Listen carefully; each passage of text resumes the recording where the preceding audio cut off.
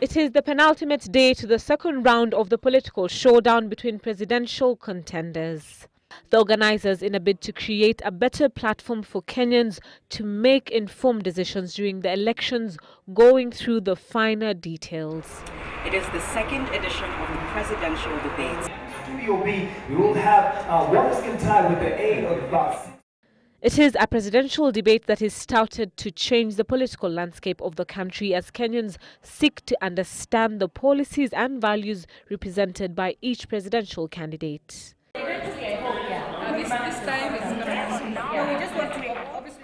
Just as was in the first historic presidential debate held on 11th February 2013, the presidential candidates are expected to face off during the event to be broadcast live across all the radio and television stations.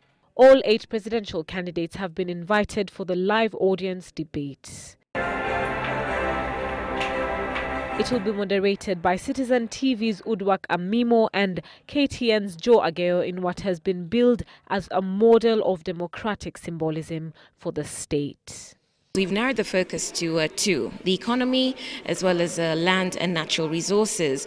That's because a lot of the questions we were getting from the public had to do with, daily living, unemployment, jobs, the management of natural resources. So that's what we're focusing on, and we're hoping that the candidates will come in, articulate their policies as well as their vision for the country over the next 5 years. Obviously, these are important issues, have been in the campaigns. You've heard them talk about jobs, you've heard them talk about land, and so we want to have Kenyans get a good idea about the leaders, about the different platforms they're offering with regard to these two critical issues. So really, it's an opportunity, I think, for Kenyans to better understand their leaders with only 1 week to an election.